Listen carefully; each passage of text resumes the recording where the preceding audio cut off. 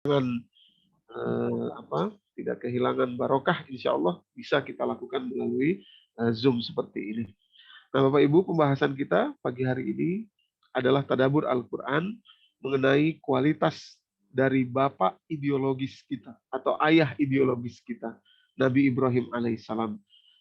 Sebentar lagi kita Idul Adha, dan saya yakin ini bukan Idul Adha yang pertama buat kita tentu saja. Ya, ini Idul Adha yang kesekian. Tapi kalau kita renungi, ya, boleh jadi banyak dari kualitas Idul Adha ini, terutama yang menjadikan Idul Adha itu, banyak dari kualitas beliau itu yang belum sempat kita renungi dengan benar, ya, dengan benar. Jadi, Bapak Ibu yang dirahmati Allah, mudah-mudahan Allah izinkan kita memahami kualitas beliau sehingga kita ikut, ya, dalam jejak itu. Ya, jadi Al-Quran ini, Bapak Ibu yang dirahmati Allah, dia bukan fairy tale, dia bukan dongeng. Al-Quran ini, dia nggak jauh gitu ya. Al-Quran itu untuk kita lakukan sehari-hari. Itu ide dasarnya tuh begitu. Nah, termasuklah apa yang dicontohkan oleh Nabi Ibrahim alaihissalam ini. Jadi dia bukan hanya selebrasi tahunan, ya, dia bukan hanya istilahnya, bukan hanya perayaan saja, tapi itu adalah pathway, jalur, itu adalah jejak, ya, itu adalah langkah yang harus kita step on it, ya, jadi harus kita ikuti langkah itu dalam kehidupan kita sehari-hari. Bapak Ibu, jadi saya akan kemukakan insya Allah 5 privilege, keistimewaan yang dimiliki oleh Nabi Ibrahim, dan sekali lagi saya katakan ini betul-betul adalah keistimewaan yang bisa juga Anda capai, saya capai sebagai manusia biasa. Itu sebabnya Al-Quran itu mencontohkan gitu ya. Lima privilege ini nanti akan kita sampaikan, itu bisa kita capai. Nah, di ujungnya nanti saya akan memaparkan ada 5 juga kuncinya. Bagaimana cara mencapai 5 privilege tadi, ya. Jadi 5 keistimewaan, ya, itu bisa dicapai insya Allah dengan 5 karakter atau isi sifat dari Nabi Ibrahim alaihissalam. Ya, jadi membelihnya sapi kita nanti ini, kemudian sholat Idul Adha dan lain sebagainya, insya Allah mudah-mudahan ya bisa kita lakukan semua itu untuk, ya, mereafirmasi, ya, menguatkan kembali isi dari karakter yang dimiliki oleh Nabi Ibrahim agar kita mencapai privilege yang telah beliau capai. Bapak Ibu yang dirahmati Allah, yang pertama, nah ini dia, yang pertama, Bapak Ibu, beliau ini Allah angkat privilege, keistimewaan yang beliau miliki, yaitu Allah angkat beliau sebagai imam dari seluruh manusia. Imam, ya. Kata-kata imam ini luar biasa. Kata-kata imam ini luar biasa karena kita pun sebagai manusia biasa, ya, diajarkan Allah, kita disuruh minta kepada Allah agar menjadi imam juga. Kalimatnya imam, ya. Kalau Nabi Ibrahim, Quran surat kedua 124, tapi sebelum ke situ kita reminder dulu kepada kita, yaitu Quran surat ke-25. Silahkan Bapak Ibu buka yang pegang mushaf, yang pegang gadget. Insya Allah kita banyak akan membuka Al-Quran seperti biasa. Silahkan Bapak Ibu kalau mau menyiapkan mushafnya, atau kalau bisa lihat di layar, tapi beberapa ayat belum tidak saya masukkan dalam layar, ya, tidak saya masukkan, itu tambahan-tambahan saja. Sekarang kita buka surat ke-25 Al-Furqan, Bapak Ibu yang dirahmati Allah, untuk mengingatkan kita bahwa kata-kata imam, ya, itu sama yang Allah ajarkan kepada kita dan yang Allah privilegekan kepada Nabi Ibrahim alaihissalam. Quran surat Al-Furqan, ya, surat ke 25 dari Al-Quranul Karim, ayat yang ke-74, ya, 74. Surat Al-Furqan, itu surat ke-25 di penghujung-penghujung ayat ke-74-nya. Doa ini sebetulnya sering kita dengar, tapi maksud atau makna di dalam doa itu ada kalimat imam di situ, ya, imam. Dan imam ini bukan pilihan kata yang sembarangan, karena pilihan kata tersebut juga dipakai oleh Allah Subhanahu wa taala ketika memberikan privilege kepada Nabi Ibrahim alaihissalam. Kalimatnya surat 25 ayat 74 ya. Auzubillahi minasyaitonirrajim wallazina yaquluna rabbana hab lana min azwajina wa dzurriyyatina qurrata a'yun waj'alna, nah itu dia kalimatnya ya di ujung itu, waj'alna, dan ya Allah, ya Allah ajarkan agar kita berdoa seperti ini ya, waj'alna lil muttaqina imaman, imam, dan ya Allah jadikan kami sebagai imam dalam skup yang kecil dalam keluarga kami. Ya tadi hablana min azwajina wa dzurriyyatina kan, anugerahkanlah kepada kami anak-anak kami dan pasangan hidup kami yang menenteramkan mata kami dan jadikan kami imam bagi mereka. Nah, imam, kalimat imam ini Bapak Ibu juga Allah pilihkan kepada Nabi Ibrahim. Apa namanya? Quran surat kedua ayat 124 ya, 124. Kalimat Allah ya, surat Al-Baqarah 124.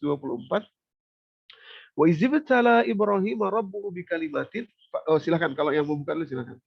Quran surat kedua 124 ya. Posisinya di sebelah kanan, di pertengahan surat kedua 124 kalau kita pakai Rasul yang Usmani. Kedua 24 Al-Baqarah ya. Silakan. Jadi kalimat Allah di situ auzubillahi minasyaitonirrajim wa izibtala Ibrahim rabbuhu bikalimatin fa'atammahun qala inni ja'iluka linnasi imama ya. Dan ketika Nabi Ibrahim diuji oleh Allah Subhanahu wa taala dengan sebuah kalimat, nah ujian kalimat ini nanti bahasan yang panjang lagi, tidak kita bahas hari ini. Fa'atammahun, kemudian beliau menyempurnakannya. Ya, qala inni ja'iluka linnasi imama, ketika itulah Allah angkat beliau dengan satu privilege yang tadi Allah ajarkan agar kita minta, yaitu Allah jadikan beliau itu sebagai imam dari seluruh manusia. Kalau kita tadi imam dalam skup yang kecil, keluarga kita, istri atau bagi ibu-ibu, suami dan anak keturunan kita, cucu-cucu kita, kemudian mungkin juga cicit-cicit kita, ya itu skup yang kecil, tapi menjadi imam. Bapak Ibu, imam ya. Imam itu berbeda dengan hanya sekedar pemimpin. Karena kalau yang namanya imam pasti dia ada di depan. Ya kan? Imam itu selalu adanya di depan. Dan selalu yang namanya imam, Bapak Ibu, berbeda dengan pemimpin. Kalau pemimpin bisa di belakang. Tapi kalau imam dia selalu di depan dan selalu melakukan lebih dulu, baru makmumnya ngikut. Allahu Akbar, imamnya bilang, baru makmumnya Allahu Akbar.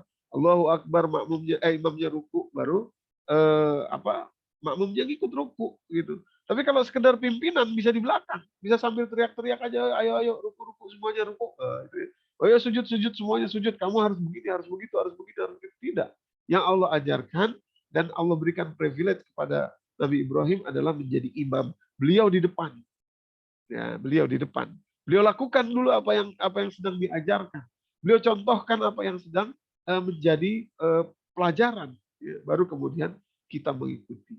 Bapak Ibu yang dirahmati Allah, ketika itu beliau bertanya, ya, ketika privilege ini diberikan, beliau bertanya, qala wa min zurriyati, bagaimana dengan anak keturunan saya ya Allah? Apakah juga akan menjadi imam bagi seluruh manusia?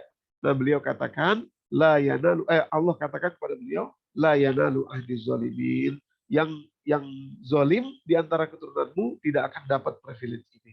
Ya, itu dari situ kita tahu, dari situ kita paham bahwa tidak semua keturunan Nabi Ibrahim menjadi imam bagi manusia. Ada juga yang di dalam pentas sejarah mereka menjadi pembuat onar di tengah-tengah kehidupan manusia, ya Bapak Ibu. Itu privilege yang pertama. Sama seperti kita akan kita kejar juga, akan kita minta kepada Allah dan kita usahakan, yaitu menjadi imam.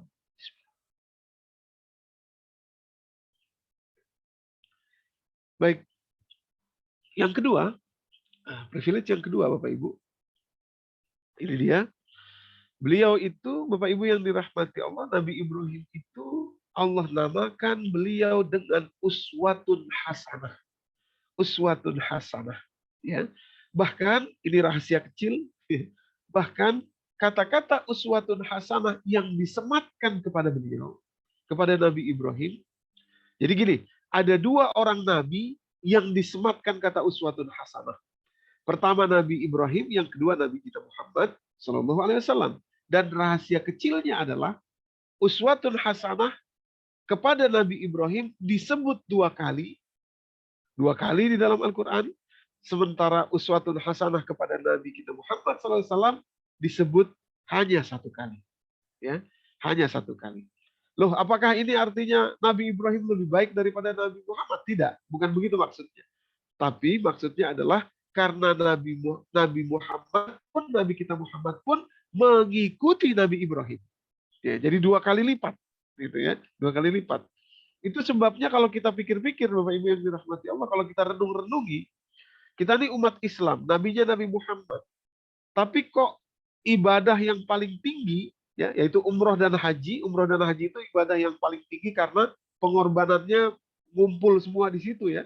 Sehatnya ngumpul, effort usaha kita untuk pergi ke sana ngumpul, uang juga harus spend keluar, kekhusyuan demikian pula dan sebagainya. Nah, justru di ibadah tertinggi itu hampir 95%-nya kita belajar dari Nabi Ibrahim alaihissalam.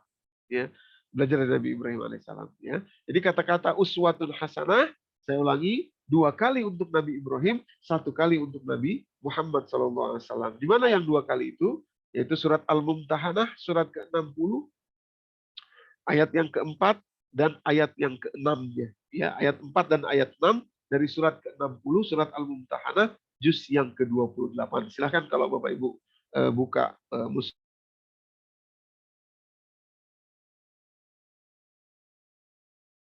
ayat ke-4 dan ayat ke-6 dari surat tersebut, Bapak Ibu. Sementara untuk Nabi Muhammad SAW, yaitu pada surat ke-33 atau surat Al-Ahzab, ya, kalimat itu, kalimat apa namanya, tadi uswatun hasanah tadi, yaitu pada surat ke-33 ayat yang ke-21. Ya, ayat yang ke-21. Untuk Nabi Muhammad SAW, Nabi kita Muhammad SAW. Kalimatnya, laqad kana lakum fi Rasulillahi uswatun hasanatun liman kana yarjullaha wal yawmal akhir, dan seterusnya. Itu ayat ke-21 dari surat Al-Ahzab. Nah, sekarang untuk Nabi Ibrahim, surat Al-Mumtahanah, surat 60, ayat 2, ayat ke-4 dan ayat ke-6. Ya. Kalimat Allah, auzubillahi minasyaitonirrajim. Qad kanat lakum uswatun hasanatun fi Ibrahim wallazina ma'ahu iz qalu liqaumihi inna bura'u minkum wa ma ta'buduna min dunillah, dan seterusnya, Bapak Ibu yang dirahmati Allah. Jadi, qad kanat lakum uswatun hasanatun fi Ibrahim wallazina ma'ahu. Ya, sungguh telah ada uswatun hasanah, ya, contoh yang paling baik bagi kalian semua di diri Ibrahim dan yang bersama dengan beliau. Yang bersama dengan beliau, ya. Ibrahim. Ya. Dan satu lagi yaitu satu lagi belum saya masukkan, ayat yang ke-6-nya, ya. Laqad kana lakum fihim uswatun hasanah. Itu kalimat yang ke-6-nya. Tadi 4, ya, kemudian geser ke lembar sebelahnya paling atas, yaitu laqad kana lakum fihim uswatun hasanah. Sungguh telah ada pada diri mereka, yaitu pada diri Ibrahim dan yang bersama dengan beliau, yaitu Siti Hajar dan Nabi Ismail, uswatun hasanah liman kana yarjullaha wal yawmal akhir. Ini redaksinya hampir sama dengan yang di surat 33 Al-Ahzab tadi, ayat ke-21 untuk Nabi Muhammad SAW. Jadi dua kali, ya, untuk Nabi Ibrahim dua kali. Sekali lagi, bukan karena Nabi Ibrahim bukan berarti Nabi Ibrahim lebih baik, bukan begitu, tapi karena Rasulullah pun itu mengikuti Nabi Ibrahim. Jadi kita mengikuti Nabi Muhammad, kita di belakang Nabi Muhammad di belakang Nabi Ibrahim. Nah, gitu urutannya begitu. Ya, kakeknya beliau adalah Nabi Ibrahim. Nah, kita mengikuti Nabi Muhammad, artinya kita juga mengikuti Nabi Ibrahim alaihissalam. Jadi dua kali, untuk kita dua kali uswatun hasanahnya. Ya, dua langkah, ya, dua step, ya, dua anak tangga kira-kira. Itu yang kedua, ya, Bapak Ibu. Uswat yang kedua. Yang ketiga, privilege yang ketiga. Jadi ini juga bisa menjadi ikutan, bukan bisa, ini harus menjadi ikutan kita juga. Ya. Uswatun hasanah tadi itu juga demikian. Mestinya anak cucu kita bilang, wah itu kalau kita ngikut kamu tuh bisa begini ngikut siapa? Ngikut bapak saya. Ngikut ibu saya ya gitu. Mestinya tuh anak cucu kita tuh bilang begitu. Kamu kok bisa baik itu ngikuti siapa? Oh, saya ngikuti yang diajarkan kakek saya, yang ngikuti yang diajarkan eyang saya, ngikuti yang diajarkan mbah saya. Itu uswatun hasanah maksudnya. Kita mengikuti Rasulullah, kita mengikuti Nabi Ibrahim agar kita memiliki standar seperti itu dan akan diikuti oleh anak keturunan kita. Ya, kan luar biasa. Nanti kalau kita sudah wafat, ya, cucu-cucu kita, orang tanya, kamu kok gini ngikut siapa?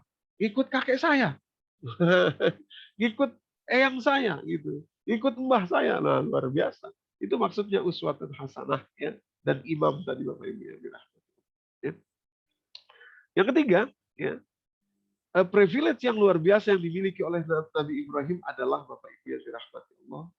Allah letakkan standar, ya, standar tolak ukur beragama kita, ini orang Islam ini, Allah letakkan standarnya pada Nabi Ibrahim alaihissalam. Itu ya, pada cara berpikir Nabi Ibrahim alaihissalam, pada cara berpikir sifat karakter Nabi Ibrahim alaihissalam, Allah letakkan standar beragama kita. Ya, Quran surat keempat ayat 125. Tadi satu lagi, silahkan surat An-Nisa ayat 125 bagi yang ingin buka mushafnya. Silahkan kita lihat sama-sama. Standar beragama kita itu Allah letakkan pada diri atau karakter yang dimiliki oleh Nabi Ibrahim alaihissalam. Ya. Bapak Ibu, kalimat Allah begini. Auzubillahiminasyaitonirrajim. Sudah surat keempat ayat 125 ya. Waman ahsanu dinan. Siapa lagi yang lebih bagus agamanya? Tidak ada lagi standar atau tolak ukur yang paling baik kecuali ini. Ya, itu kalimat tanya yang tidak perlu jawaban sebetulnya. Waman ahsanu dinan, karena berikutnya kalimat berikutnya Allah jelaskan jawabannya. Ya. Waman ahsanu dinan mimman aslama wajhahu lillah wa huwa muhsinun wattaba'a millata Ibrahim hanifan. Ya. Wattakhazallahu Ibrahim khalilan. Ya, luar biasa ya. Jadi siapa lagi yang lebih bagus cara beragamanya, tolak ukur beragamanya, kecuali yang Allah sebutkan ini, yaitu orang-orang yang aslama menyerahkan dirinya kepada Allah Subhanahu wa taala, wajhahu lillah, menghadapkan agamanya ini hanya kepada Allah saja, wa huwa muhsinun, dan dia berbuat kebaikan dalam kehidupannya, dan wattaba'a millata Ibrahim hanifah, dia mengikuti cara berpikir, milah, cara pandang Nabi Ibrahim yang lurus. Wattakhazallahu Ibrahim khalila. Ya, di sini ada kata-kata milah. Saya tidak akan mengulangi lagi kata-kata milah. Kita pernah membahas ini, jamaah Masjid Al-Hidayah dan juga jamaah-jamaah lain yang ikut sudah pernah kita bahas, dan mudah-mudahan ingat ada bedanya antara din dan milah. Agama kita ini isinya dua seperti koin. Satu sisi adalah din, ya, satu sisi adalah milah. Satu sisi adalah syariat, syariat dibawa oleh Nabi Muhammad SAW, ya, tapi satu sisi adalah karakter, cara berpikir, sifat, yaitu milah, dan itu kepada Nabi Ibrahim alaihissalam. Kalau ada orang bertanya, Ustadz, kenapa orang-orang yang sholat, kenapa orang-orang yang paham agama tapi tetap korupsi, gitu ya? Kenapa orang-orang paham agama, sholat tapi menjadi teroris misalkan, atau menjadi apapun lah yang keliru-keliru. Kenapa? Karena agama itu dua sisi, Bapak. Dua sisi. Satu sisi syariat, satu sisi hukum, cara sholat, tata cara ini, tata cara itu, bagaimana ini, bagaimana itu, ini berapa nilai pahalanya dan seterusnya, itu syariat. Syariat itu. Dan itu dibawa oleh Nabi Muhammad SAW. Kenapa sholat subuh 2 rakaat? Kalau kita pengen lebih soleh, kenapa nggak boleh ditambah jadi 3 rakaat? Karena memang ketetapan ketentuannya seperti itu. Itulah din. Ya. Diambil dari kata dain, dalia, dan nun. Ya. Artinya pembayaran. Artinya kalau kita lakukan, nanti kita di akhirat kita dibayar oleh Allah Subhanahu Wa Taala. Lah, karena dibayar oleh Allah nanti di akhirat, maka itu tidak boleh melenceng dari apa yang diinginkan oleh sang pembayar. Sholat subuh ditetapkan 2 rakaat. Kita pengen lebih soleh, kita tambah jadi 3 rakaat. Nggak dibayar nanti di akhirat. Itu maksudnya din, syariat. Ya. Oh, udah ditetapkan 2 ya 2 sudah. Tapi di sisi yang lain ada karakter, sifat, ya, cara berpikir, paradigma, dan itu kepada Nabi Ibrahim alaihissalam, Bapak Ibu yang dirahmati Allah. Jadi banyak kaum muslimin casing luarnya, syariatnya dia tahu, dia lakukan, tapi isi dalamnya itu tidak dia lakukan, ya, sehingga melenceng kemudian walaupun dia melakukan casing luarnya, walaupun dia melakukan syariatnya, ya, karena milah itu adalah cara berpikir. Quran surat kedua ayat ke-121. 120, iya 120 maksud saya. Paling atas ya, 120. Quran surat kedua ayat 120. Walan tarbo ankal yahudu walan nasara hatta tattabi'a millatahum. Tidak akan ridho orang Yahudi dan Nasrani sampai kalian mengikuti milah mereka, cara berpikir mereka, karakter mereka. Bukan agama ya, bukan KTP kita berubah. Orang Yahudi dan Nasrani tidak pengen KTP kita berubah, nggak pengen amat. Tapi cara berpikirnya, itu yang mereka sasar, yang mereka targetkan menurut Al-Quran. Demikian, Bapak Ibu. Oke, jadi milah ya, standar tolak ukur beragama ini distandarkan kepada milah Ibrahim, cara berpikir Nabi Ibrahim alaihissalam. Masih dalam masih dalam poin yang ke berapa? Yang ketiga ya, 3 atau 4 ya. Masih dalam poin ini Bapak Ibu yang dirahmati Allah. Satu lagi surat Al-Hajj surat ke-22 ayat ke-78 ya. Ayat terakhir dari surat Al-Hajj. Kalimat Allah, wajahidu fillahi haqqa jihadih wajtabakum wa ja'ala 'alaikum fid-dini min haraj millata abikum Ibrahim. Allah tidak pernah menjadikan kesulitan dalam agama kalian ini, justru Allah ingin kemudahan dalam agama ini. Ya, Allah katakan yaitu millata abikum Ibrahim, cara berpikir, paradigma, milah, cara pandang bapak kalian yaitu Ibrahim. Huwa sammakumul muslimin, dialah Ibrahimlah yang menamakan kalian muslim, ya, min qablu wa fi haza, sejak awal dulu dan di dalam Al-Qur'an ini, gitu ya. Jadi kalau ada orang tanya kita, Doni, ya kamu itu seorang muslim, betul, dari mana kamu tahunya kamu muslim itu? Muslim itu dari mana ambil nama itu? Nah, ini ya. Sekarang kita paham bahwa yang menamai itu adalah Nabi Ibrahim alaihissalam. Quran surat ke-22 ayat 78. Jadi kita ngikut kepada beliau itu bukan tanpa bukan tanpa alasan, bukan tanpa sebab. Ya, inilah standar beragama. Ya, dalam karakter beliau lah ditetapkan Allah standar beragama kita. Termasuk nama Muslim itu dinamai oleh beliau alaihissalam Nabi Ibrahim. Baik, lanjut. Nah, ini yang keempat ya. Ini yang keempat apa? Oh ya, ini yang keempat. Tadi ada 5, ini yang keempat. Bapak Ibu yang dirahmati Allah, beliau memiliki privilege, keistimewaan. Allah berikan kepada beliau seorang istri, seorang wanita, pejuang yang sangat hebat. Itu beliau miliki, dan itu privilege yang luar biasa.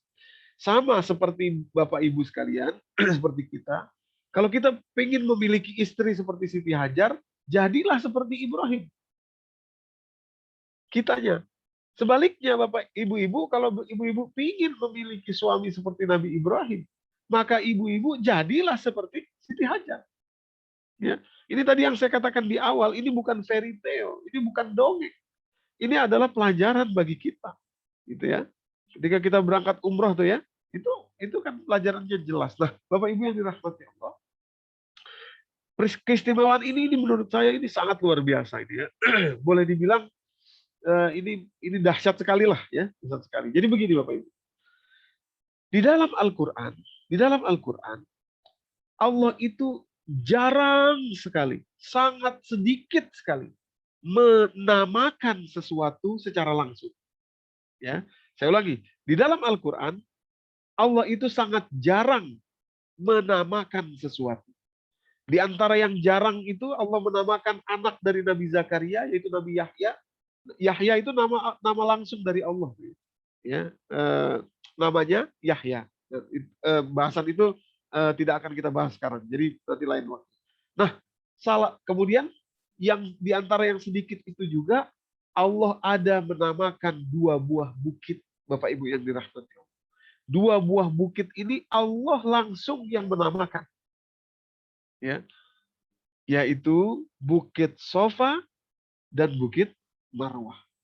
Ya.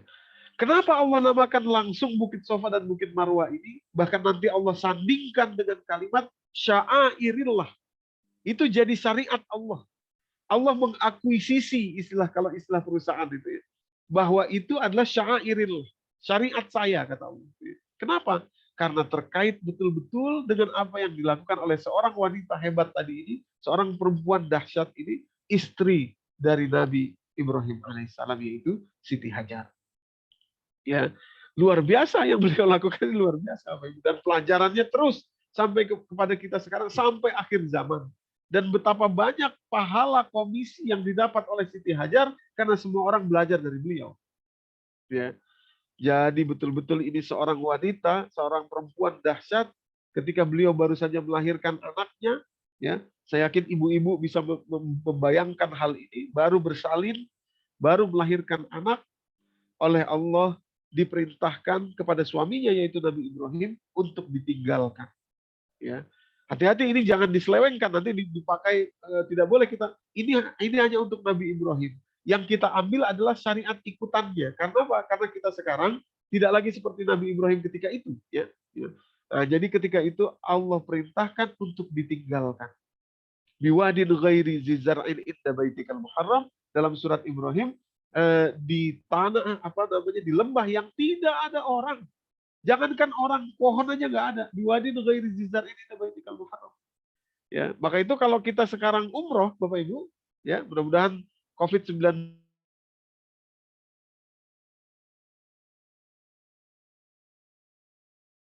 ya ke Baitullah, Bapak Ibu, di tempat sa'i sekarang, ya, lantainya pakai marmer dari Yunani itu ya. Kalau panas dia dingin, kalau dingin dia jadi panas. Sudah ada AC-nya, beratapkan dengan baik. Jadi kalau kita sa'i nggak capek, ya. Itu aja kita sering kecapean, Bapak Ibu, 7 kali bolak-balik itu ya. Sofa Marwah, Marwah Sofa, Sofa Marwah. Itu aja sering kecapean gitu. Dulu ketika Siti Hajar melakukan ini, Bapak Ibu yang dirahmati Allah, tidak ada lantai marmer dari Yunani, hanya ada pasir saja yang memantulkan cahaya matahari yang amat panas, atapnya langsung ke langit. Beliau berdiri berikhtiar di situ untuk anaknya yang karena air susunya tidak mau keluar, beliau kurang asupan makan, akhirnya beliau berdiri untuk berikhtiar, mencari makan. Bapak Ibu yang dirahmati Allah. Dan ketika beliau berdiri di bukit pertama beliau mengawali itu, betul-betul bersih hatinya dari sangka buruk kepada Allah, bersih hatinya dari sangka buruk kepada suaminya. Saking bersihnya, Allah namakan momentum itu, tempat itu, dengan Bukit Sofa. Sofa diambil dari bahasa Arab yang artinya jernih. Bapak Ibu yang dirahmati Allah. Jernih, seperti air, jernih itu sofa. Penjernihan, ya, pemurnian itu tasfiyah. Orang-orang yang memiliki hati yang jernih, jiwa yang bersih, sofi namanya. Ya, sofi dalam bahasa Arab. Jadi begitu beliau memulai ikhtiarnya, tidak ada sama sekali suuzonnya kepada Allah. Kenapa saya yang jadi begini? Kenapa saya jadi begini? Tidak ada suuzonnya kepada suaminya. Wah, ini nggak benar. Tidak ada. Yang beliau pikirkan ikhtiar kepada anak. Bersih, husnuzon kepada Allah. Saking bersihnya, nama bukit itu Allah namakan Sofa. Coba Ibu. Kemudian beliau jalan, ini baru-baru melahirkan, ini baru bersalin, mungkin baru beberapa minggu atau beberapa bulan, beliau jalan. Kita merasakan sendiri bagaimana jauhnya bukit itu, ya, ke bukit yang lebih atas, nanjak ya, dari Sofa ke Marwah itu kan nanjak ya, nanjak ke atas, Bapak Ibu yang dirahmati Allah. Nah, sampai di Bukit Marwah, naik derajat beliau. Naik derajat beliau. Dalam bahasa Arab namanya Marwah. Marwah. Naik derajat beliau. Luar biasa ya. Maka itu Bapak Ibu yang dirahmati Allah, beliau balik lagi ke Sofa, balik lagi ke Marwah, balik lagi ke Sofa. Sebagian ulama mengatakan, seandainya pada kali ke-7 beliau belum mendapatkan air atau makanan sebagai ikhtiar yang beliau canangkan tadi, niscaya pasti beliau akan melakukannya sampai hanya Allah saja yang tahu sampai kapan, sampai berapa kali. Takdir Allah pada kali yang ketujuh, tahu-tahu rezeki itu ada justru bukan di tempat beliau ikhtiar, bukan di Bukit Safa dan Marwah, justru ada di kaki dari Nabi Ismail, anak beliau yang beliau tinggal di sisi sebelah sananya. Ya, itulah sumur Zam-Zam yang kita tahu sekarang. Ya.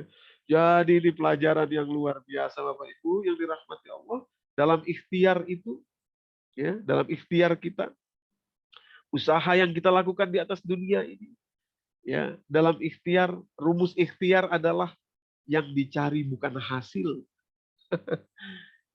Ikhtiar tuh cari bukan hasil Bapak Ibu. Ya. Kalau kita cari hasil kita akan kecewa. Kenapa? Karena seperti Siti Hajar, beliau ikhtiar di Bukit Safa dan Marwah, hasilnya bukan di situ. Hasilnya bukan di situ. Jadi ikhtiar kita lakukan untuk mendapatkan dua hal. Apa dia? Pertama, tasfiyah, pembersihan jiwa.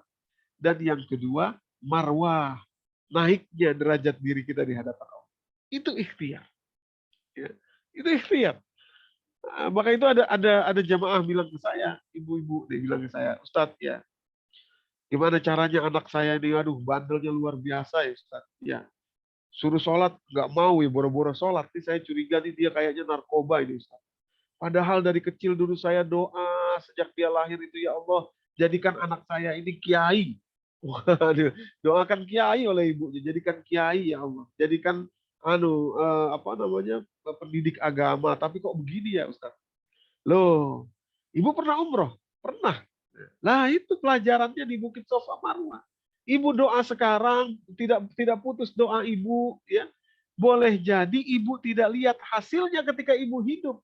Nanti begitu ibu wafat, anak ini betul-betul Allah jadikan seperti doa ibu. Atau boleh jadi hasilnya tidak di situ, tapi mungkin di anak keturunannya dia yang merupakan cucu ibu atau cicit ibu, doa itu.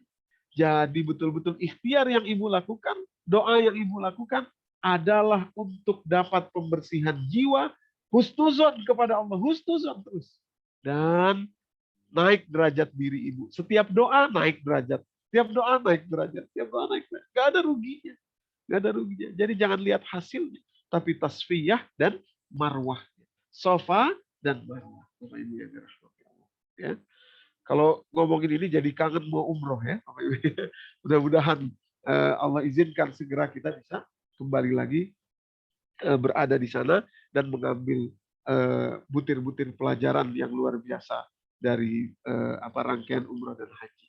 Ini yang keempat ya, privilege yang keempat. Istri yang luar biasa yang beliau miliki, yaitu Siti Hajar.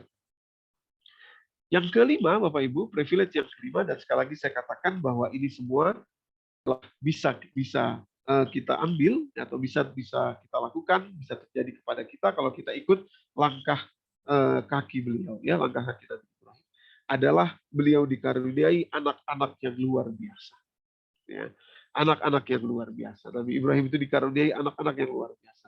Anak beliau ada dua, yaitu Ismail dan Ishak. Yakub adalah cucu beliau, ya, alaihissalam. Nah, Allah Subhanahu Wa Taala punya nama langsung, ya, punya sebutan langsung kepada kedua anak beliau, ya, yang satu dari Siti Hajar dan satu lagi dari Siti Sarah. Kalimat Allah kepada Nabi Ishak, anak beliau yang nomor 2, ya, pada surat Az-Zariyat surat ke-51 ayat 28. Jadi yang anak pertamanya namanya Ismail, anak kedua namanya Ishak, Bapak Ibu yang dirahmati Allah. Kalimat Allah surat 51 ya, ayat 28. Mungkin tidak usah dibuka, kita langsung baca saja. Kalimat Allah, fa'aujasa minhum khifatan qalu la takhaf wa basyaruhu bi ghulamin alim. Ketika datang para malaikat kepada Nabi Ibrahim alaihissalam mengabarkan bahwa engkau akan punya anak, ya. Dan anak itu Allah namai dengan ghulamin alim, seorang anak laki-laki yang cerdas. Cerdas. Kecerdasannya di atas rata-rata. Alim diambil dari kata ilmu, ya. Jadi kecerdasan, kepandaiannya itu di atas rata-rata. Ya. Oleh karenanya keturunan Nabi Ishak ini juga akan menjadi orang-orang yang memiliki kecerdasan yang luar biasa, memiliki ilmu yang luar biasa. Bihulamin alim. Ya.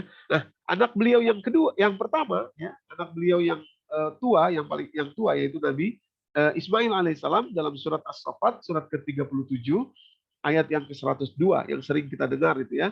Kalau khutbah Idul Adha biasanya sering kita dengar kalimat ini, yaitu ketika Nabi Ibrahim mengatakan kepada anaknya ini, pada Nabi Ismail, inni ara fil manami anni azbahuka fanzur madza tara. Ketika Nabi Ibrahim mengatakan, wahai anakku, ya budaya, wahai anakku Ismail, aku melihat dalam mimpi, mimpi bagi seorang nabi adalah wahyu, aku melihat dalam mimpi bahwa aku menyembelih engkau. Ya, fanzur madza tara, bagaimana pendapatmu? Kata bapaknya ini kepada Ismail ya, kepada anaknya. Nah, ketika menjawab pertanyaan ini betul-betul terlihat karakter yang luar biasa dari Nabi Ismail alaihissalam ini. Ya, kata beliau, kata Nabi Ismail, qala ya abatif al tu'mar, wahai bapak, lakukan apa yang disuruh, yang diperintahkan kepada engkau. Satajiduni insyaallahu minas sabirin. Insya Allah engkau akan mendapati saya termasuk orang yang sabar. Wah, luar biasa ya. Kalau kita punya anak seperti ini, rasanya luar biasa ya, sejuknya hati kita. Ya, satajiduni insyaallahu minas sabirin. Ya, betul-betul tidak ada reserve, tidak ada pertanyaan, tidak ada apapun. Kalau dititahkan oleh bapaknya, dia katakan, satajiduni insyaallahu minas sabirin. Insya Allah saya bisa. Ya. Insya Allah saya sabar. Orang mau disembelih, tapi bilangnya saya sabar. Kalau itu diperintahkan kepada bapak, maka saya siap. Jadi saya sabar. Luar biasa Bapak Ibu yang dirahmati Allah. Jadi sekali lagi, ini privilege, saya ulang ya, ada 5, saya ulang untuk kita ingat. Yang pertama, anak yang luar biasa, dimiliki oleh beliau, kemudian istri, atau bagi ibu-ibu adalah suami, pasangan yang hebat, ya seperti Nabi Ibrahim dan Siti Hajar. Kemudian standar beragama ini Allah tetapkan kepada diri beliau, itu yang ketiga. Yang kedua tadi adalah uswatun hasanah, disebut 2 kali kepada Nabi Ibrahim, 1 kali kepada Nabi Muhammad, dan yang ke-1 atau yang pertama adalah imam bagi seluruh manusia. 5 privilege, ya 5 keistimewaan yang luar biasa yang Allah berikan kepada Nabi Ibrahim, dan mestinya kita mengikuti ini, Bapak Ibu yang dirahmati Allah. Mestinya kita mengikuti jejak ini dalam kita. Nah, pertanyaannya sekarang begini. Apa rahasianya? Apa rahasianya?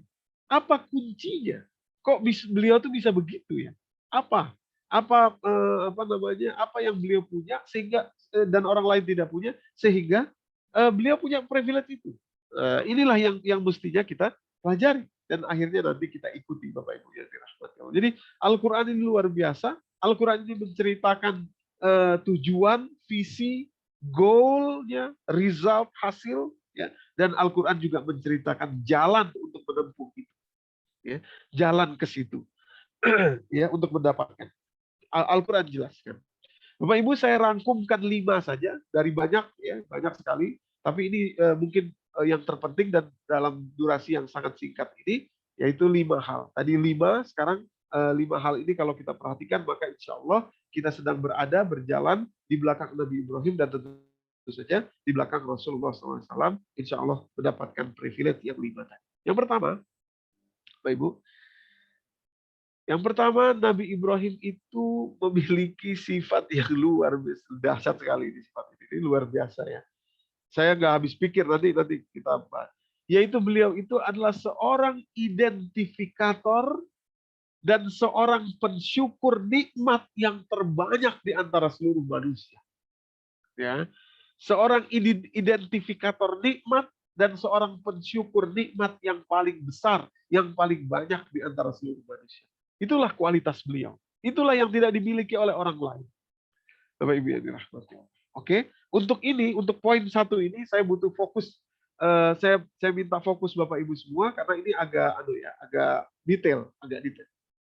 Jadi begini Bapak Ibu. Mohon fokus, saya harus menjelaskan sedikit kaidah dalam bahasa Arab untuk membuka keajaiban Al-Quran mengenai hal ini ya. Jadi Bapak Ibu begini, sebentar ya sebelum masuk ke sini, di dalam bahasa Arab, Bapak Ibu ya, di dalam bahasa Arab itu ada perbedaan bahasa Arab dengan bahasa lain itu adalah bahasa Arab itu untuk mengukur sesuatu ada singular, mufrad dalam bahasa Arab satu, ya. Kemudian kalau dua itu beda lagi kalimatnya, yaitu musanna dua, ya. Itu tidak ada di bahasa yang lain. Dan satu lagi plural atau jamak, ya, jamak isinya ada dua jamak. Nah, ini juga yang tidak dimiliki oleh bahasa-bahasa yang lain. Biasanya bahasa Indonesia, bahasa Inggris, bahasa Prancis dan lain sebagainya itu hanya ada singular dan plural saja. Kalau satu kita sebut satu. Kalau lebih dari dua maka itu jamak, itu banyak gitu ya. Tapi kalau di bahasa Arab tidak. Satu ada bahasanya khusus, dua ada bahasanya khusus, namanya musanna. Kemudian jamak lebih dari tiga, ada dua bahasa untuk jamak itu. Ya, jadi total ada empat. Total ada empat ya. Nah, inilah keajaiban Al-Quran. Bapak Ibu yang dirahmati Allah, untuk kalimat nikmat, nikmat di dalam Al-Quran, nikmat itu nikmatun ya. Nikmatun itu singular atau mufrad ya. Di dalam Al-Quran, ini salah satu keajaiban Al-Quran yang luar biasa Bapak Ibu ya. Di dalam Al-Quran, ketika Allah Subhanahu wa taala menceritakan nikmat yang Allah berikan kepada kita, dari arah Allah kepada kita, dari atas ke bawah, dari arah Allah kepada kita, selalu Allah memakai kata-kata plural, jamak, ya, jamak yang jamak taksir atau jamak yang mulai dari 3 sampai dengan tidak terhingga. Ya, saya ulangi sedikit ya. Ada singular, satu, mufrad namanya dalam bahasa Arab, ada dua, ini tidak akan kita bahas dua ini. Nah, dalam jamak itu ada dua isinya. Yang pertama namanya jamak taksir,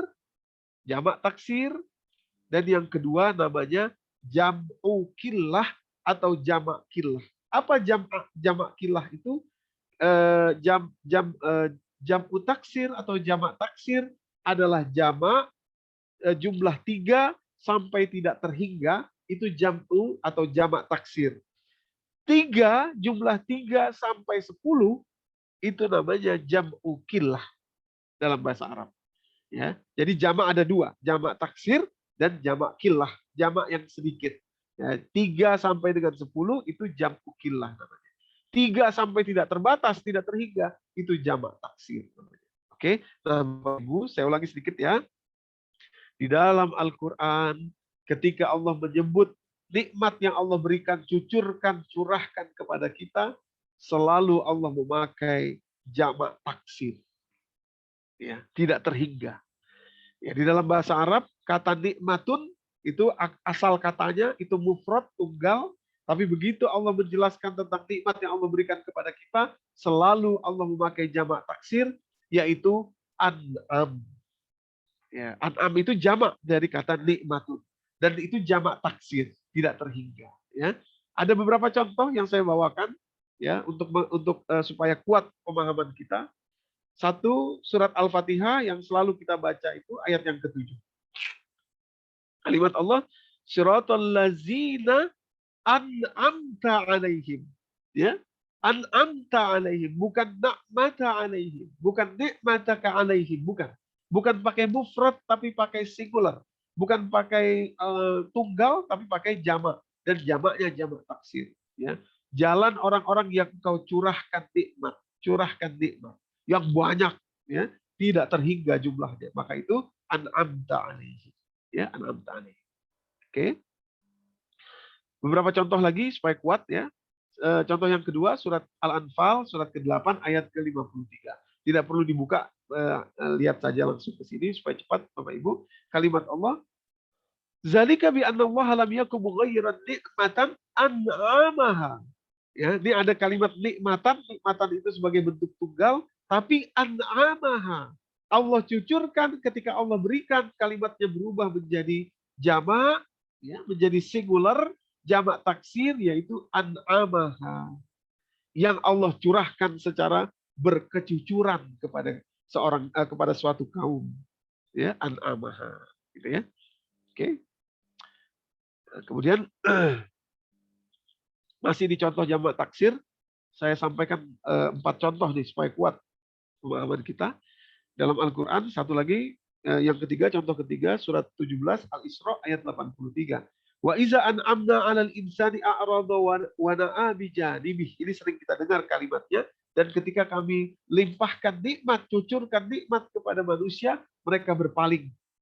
Pencucuran nikmat lagi-lagi pakai kata-kata jamak taksir, bukan kata-kata mufrad, ya, bukan kata-kata tunggal.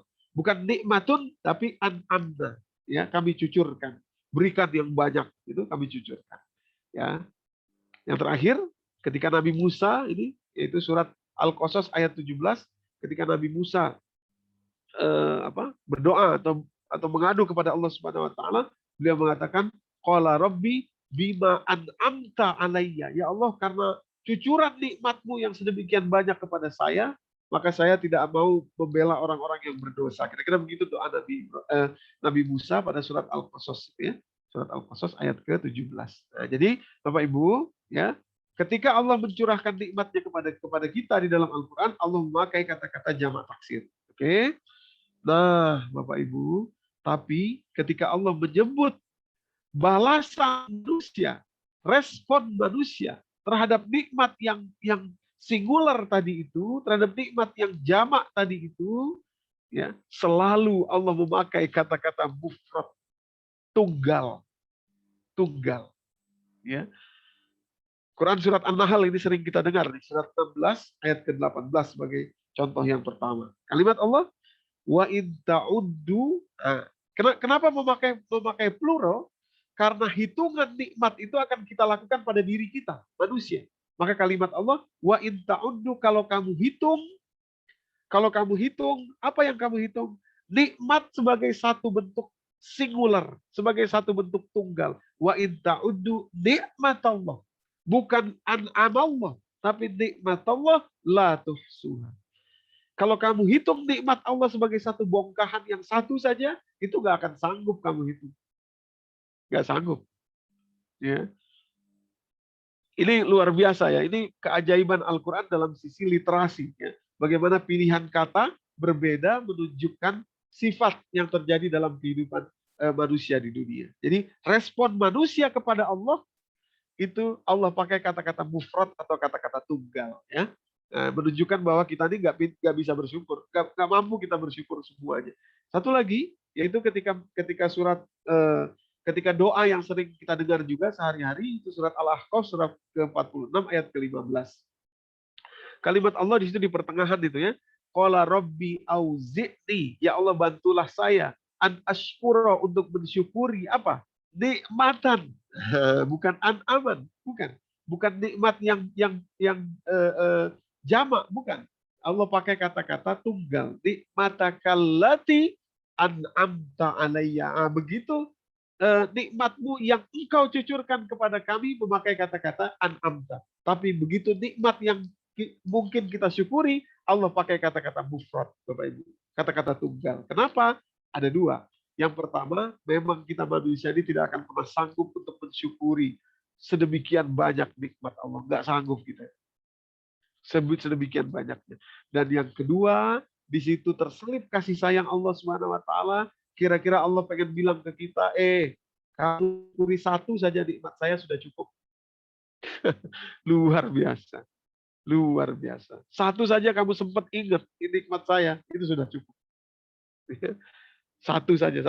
Kenapa Bapak Ibu yang dirahmati Allah? Karena kita ini kan kadang-kadang bersyukur untuk sesuatu yang enak-enak saja. Ya kan?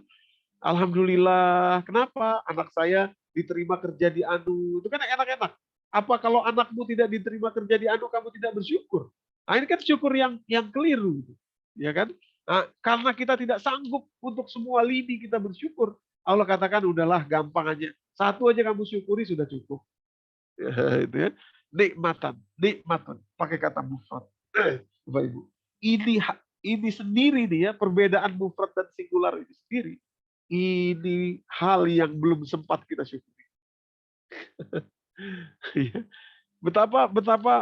Betapa murahnya Allah kepada kita. Ini belum sempat kita syukuri. Ya. Itu luar biasa ya, di balik kata-kata tunggal dan kata-kata jamak ini Bapak Ibu. Nah, Bapak Ibu, yang rahmati Allah, ada rahasia kecil di sini, ya. Tapi ketika Allah bicara tentang respon rasa syukurnya Nabi Ibrahim alaihissalam, Allah tidak pakai kata-kata mufrad, tidak pakai bentuk tunggal, tapi Allah pakai bentuk jamak, bukan jamak taksir, karena tidak mungkin seorang manusia bisa mensyukuri seluruh nikmat Allah, tidak mungkin. Tapi Allah pakai jam'u killah, jamak jamak killah, jam'u killah tadi. Khusus untuk Nabi Ibrahim. Ya, khusus untuk Nabi Ibrahim. Ini luar biasa. Ini menunjukkan bahwa Nabi Ibrahim lah orang yang paling bisa bersyukur, yang mensyukuri nikmat Allah paling banyak di antara seluruh manusia. Karena hanya Allah pakai kepada Nabi Ibrahim saja.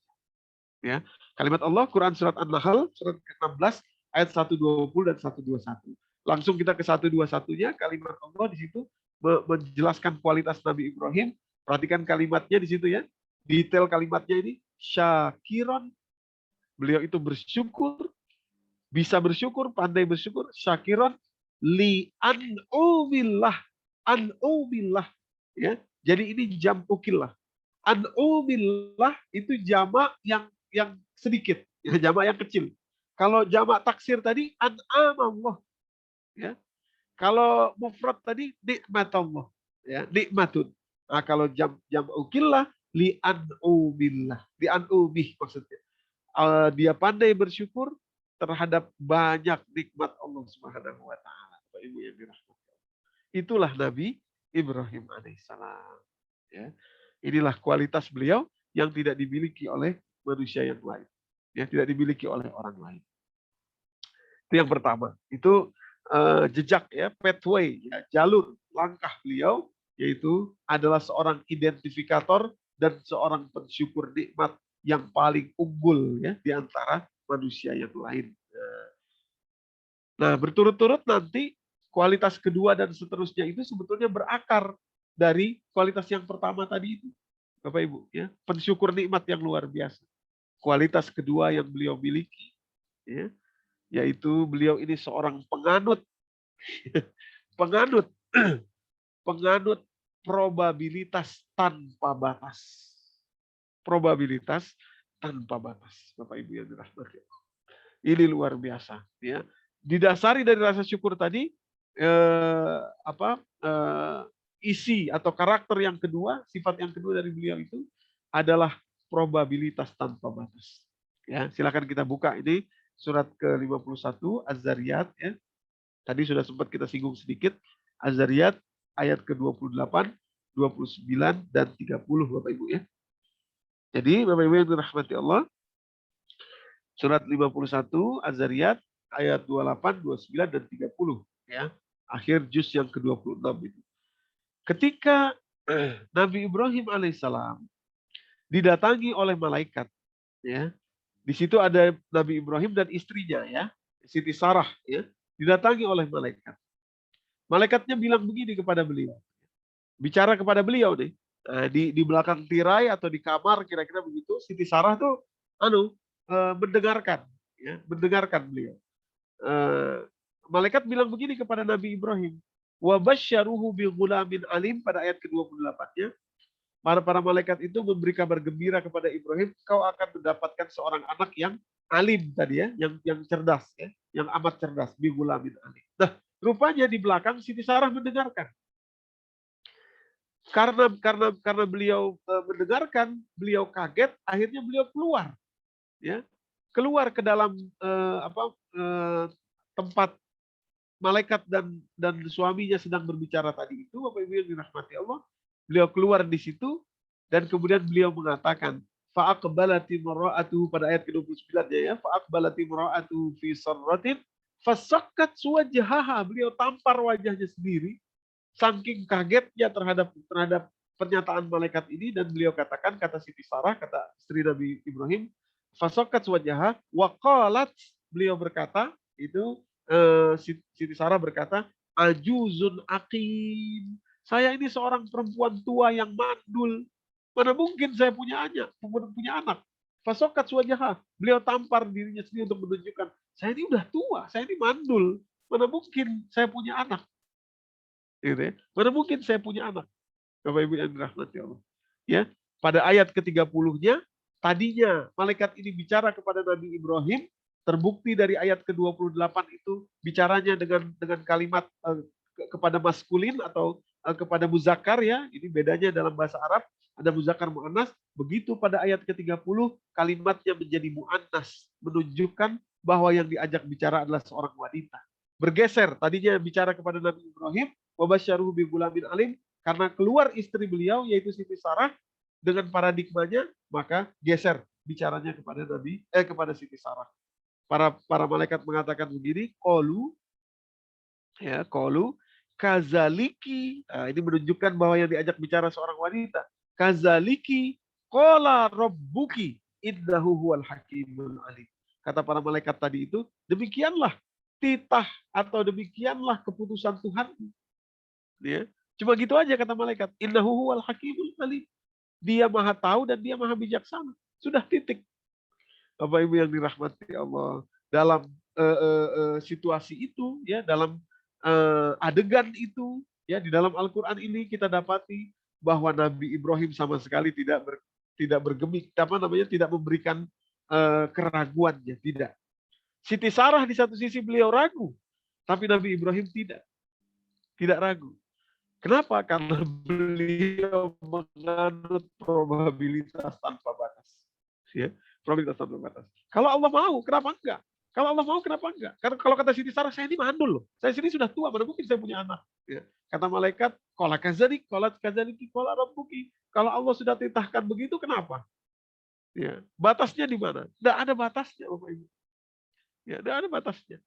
Ya. Nah, ini probabilitas tanpa batas ini menunjukkan bahwa orang tersebut betul-betul bersyukur kepada Allah Subhanahu Wa Taala sebagai akarnya tadi dan betul-betul memiliki pengetahuan akan Allah Subhanahu Wa Taala.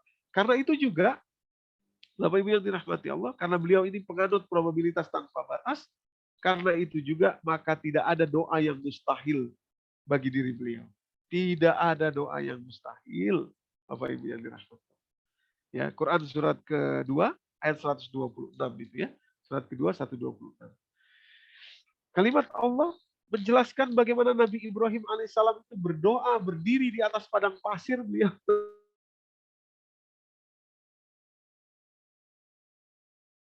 menengadahkan tangan kepada Allah Subhanahu wa taala minta, ya Allah, ya wa izqala Ibrahim rabbi ij'al hadza baladan amina warzuq ahlahu minas samarat. Ya Allah, berikanlah orang-orang yang tinggal di sini nih, nanti ya Allah berikanlah mereka buah-buahan yang komplit, yang lengkap ya Allah.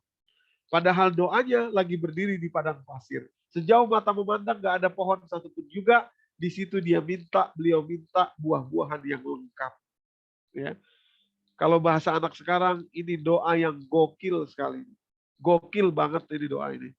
Minta buah di padang pasir coba. Ya kan?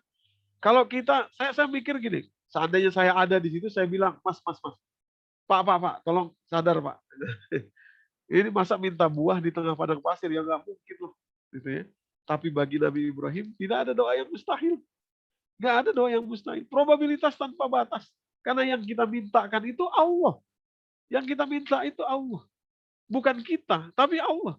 Dan bagi Allah, tanpa batas. Tidak ada batas, Bapak Ibu. Ya, tidak ada batas. Di dalam bahasa Inggris itu ada bedanya antara believe dan trust. Ya, believe dan trust ada bedanya tuh. Ya, bagi para pengajar bahasa Inggris paham. Walaupun secara bahasa Indonesia bisa diartikan sama-sama percaya, tapi penggunaannya dalam bahasa Inggris believe itu percaya saja. Tapi kalau trust itu kita berpegangan kepada yang kita percayai. Itulah trust. Kita menggantungkan segalanya di situ, itu trust. Kepada Allah mestinya kita trust. Trust. Ya. Probabilitas tanpa batas, nggak ada batasnya. Ya, ada orang tanya ke saya, Ustadz, ya, saya baru kenal Islam ini sudah umur 60-an, habis pensiun, Ustadz. Tapi saya kok kepengen banget hafal Quran. Wah, itu ya. Kepengen supaya nanti wafat itu ada Al-Quran yang saya bawa di dalam dada saya. Ya, kata ibu-ibu nih, seorang jamaah kata. Tapi ya udah tua begini ya Ustadz. Ya. Udah nggak sanggup lagi begini, begitu, begini, begitu. Saya bilang, Bu, ibu ini mintanya sama Allah apa sama ibu? Kalau ibu mintanya kepada Allah, maka Allah maha mampu semuanya. Tapi kalau ibu ngukurnya diri sendiri, ya nggak mampu. Ya.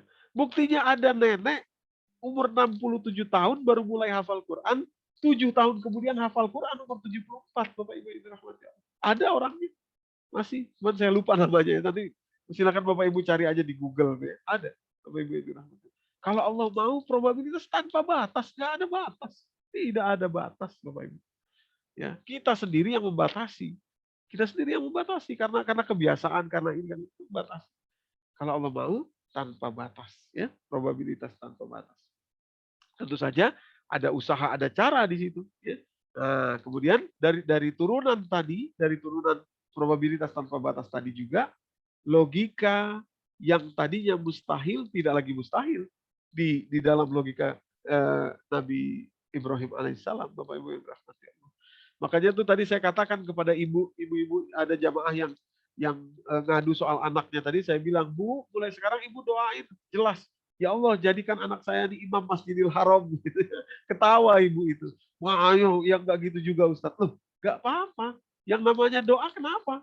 Dan ibu yakinkan, trust kepada doa itu. Ya Allah, jadikan anak saya ini imam Masjidil Haram, ya Allah. Wah, itu. Kalau kita kepada Allah saja tidak yakin, ya gimana ininya? Gimana Allah akan memberikan ininya kepada kita? Apa namanya, pemberiannya kepada kita? Trust tadi itu. Nah, Nabi Ibrahim mencontohkan itu, Bapak Ibu. Makanya doa kita sekarang cari yang paling top, yang paling tinggi, Bapak Ibu. Jangan ngukur kita, ngukurnya Allah. Kan kita mintanya kepada Allah. Ya kan? Saya ajarin jamaah-jamaah untuk berdoa. Doanya yang paling keren dong, Ibu-ibu, Bapak-bapak. Ya Allah, tolong masukkan saya ke surga dan ya Allah kafling saya di surga nanti kalau boleh di sebelah Rasulullah. Jadi tetangganya Rasulullah. Wah, tapi saya gini, jangan gitu.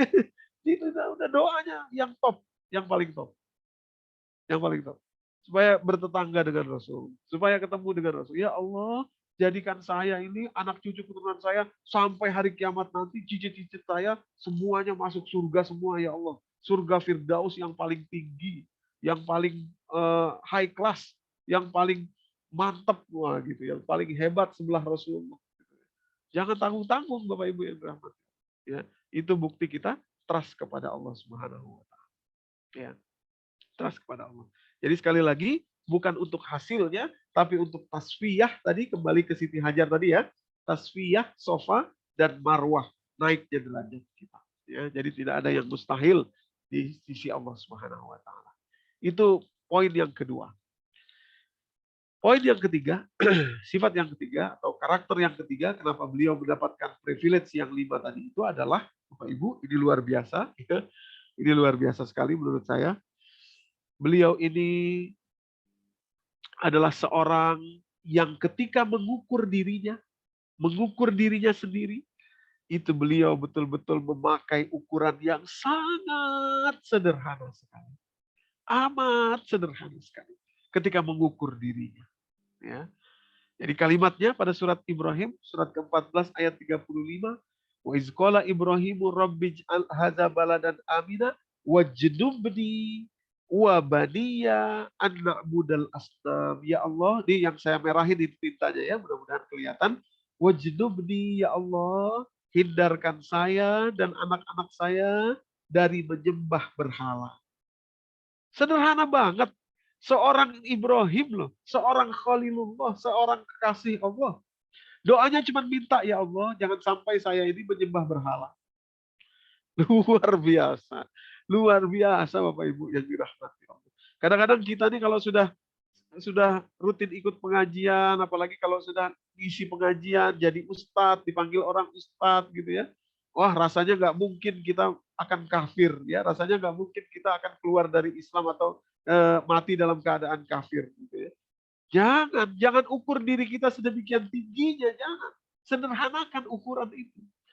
Sederhanakan ukuran itu supaya kita terbebas dari ukuran-ukuran yang jelimet itu, dari ukuran-ukuran yang tinggi itu.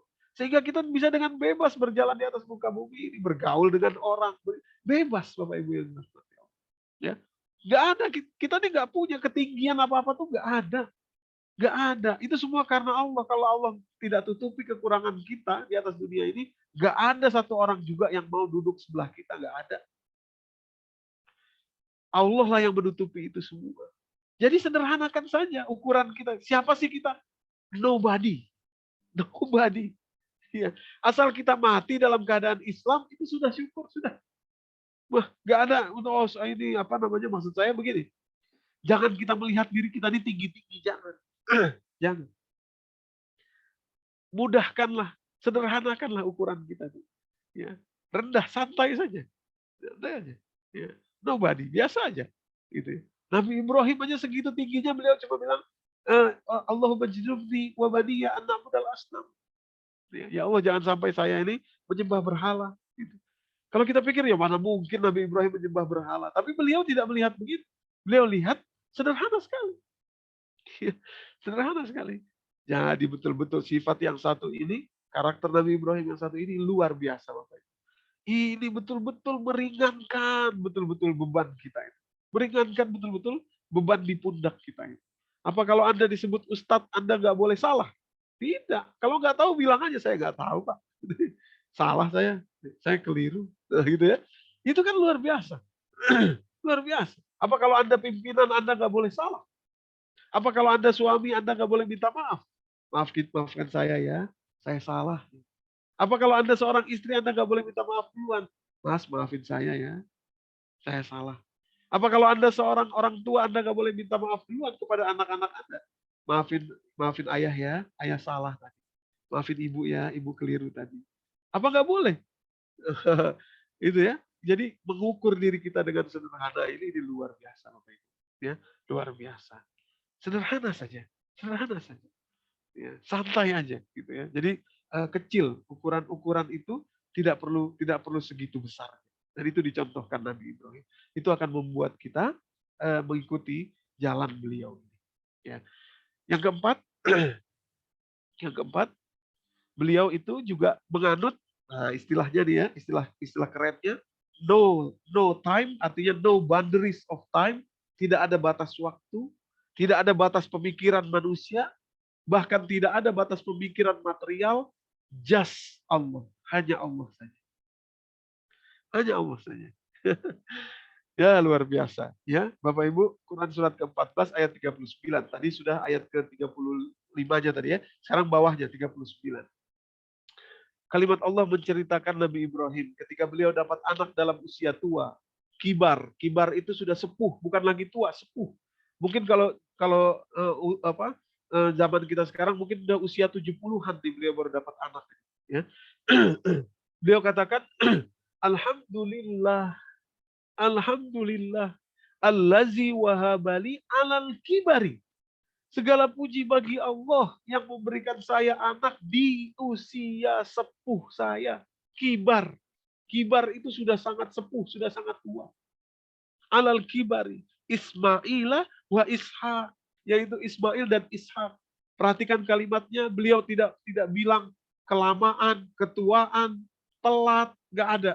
Langsung beliau to the point, masuk kepada intinya, beliau katakan, Inna Rabbi lasami'ud du'a. Sungguh Allah selama ini mendengar doa saya. Just Allah. Just Allah. Bapak Ibu. Ya. Saya pernah silaturahim ke rumah teman saya nih. Rame-rame sama teman-teman yang lain juga. Kita nggak tahu, waktu itu masih umur 40-an, kita nggak tahu bahwa teman ini ternyata baru punya anak. Setelah lama menikah baru punya anak. Ya, sudah 40-an beliaunya itu ya. So, istrinya kalau nggak salah sudah hampir seusia juga ya. Ketika itu kita masih 40. Anaknya kecil, masih 2 tahun. Spontan teman saya bilang begini, Pak, ini yang anak yang bontot, Pak. Gitu. Ya. Karena lihat anak kecil, oh sini salim gitu kan, kira-kira begitu ya. Teman saya, Pak, ini anak yang bontot, Pak. Gitu ya. Nah, rupanya teman yang kita kunjungi ini mukanya langsung berubah nggak enak. Gitu. Nah, terus beliau bilang begini, enggak, ini anak saya yang pertama. Saya telat dapat anaknya. Saya telat dapat anaknya. Bapak Ibu. Kalimat ini betul-betul luar biasa memotong nikmat yang sedemikian besar tadi itu dengan banderis waktu. Mana ada nikmat Allah yang telat? Nggak ada. Kalau telat jadinya nggak nikmat lagi dong. Ya. Dan yang lebih bahaya lagi adalah, tapi saya nggak bilang ketika itu kepada teman ini. Yang lebih bahaya lagi adalah kalau si anak ini ingat dalam ingatannya tertanam bahwa dia adalah produk yang telat, yang tidak cukup membanggakan ayahnya karena datangnya telat. Itu betul-betul tersimpan dalam alam bawah sadar si anak ini, akan dia bawa seumur hidupnya. Kalau sudah yang namanya karunia Allah, ya sudah titik. Nggak ada batas waktu ini itu, nggak ada Bapak Ibu yang rahmat. Tidak ada, tidak ada. Maka itu saya sempat berjanji, saya dan istri itu sempat diskusi dan berjanji. Bukan diskusi, tapi saya berjanji terutama. Kebetulan saya punya anak wanita ini, punya anak wanita perempuan. Saya berjanji dalam hati, nanti kalau sudah waktunya menikah atau sudah usia-usia, saya tidak akan pernah, tidak mau saya tuh bilang, kamu kok udah usia sekian belum nikah, tidak. Tidak. Ya. Kalau memang sudah jodohnya, kapanpun itu, itulah karunia Allah. Titik. Ya. Titik. Tidak ada, oh ada orang apa namanya udah usia sekian loh, kamu udah sekian. Yang namanya jodoh, yang namanya rezeki itu ya rezeki sudah. Yang namanya jodoh itu ya jodoh sudah. Rezeki. Ya. Mau usia 40 kayak 50 kayak kamu menikah, kalau rezekimu seperti itu, ridho, ikhlas, terima kepada Allah. Bapak Ibu yang dirahmati Allah. Ya. Nah, waktu itu membatasi kita. Batasan-batasan waktu itu membatasi kita. Batasan-batasan pemikiran orang lain itu membatasi kita. Batasan-batasan material itu membatasi kita, membebani kita.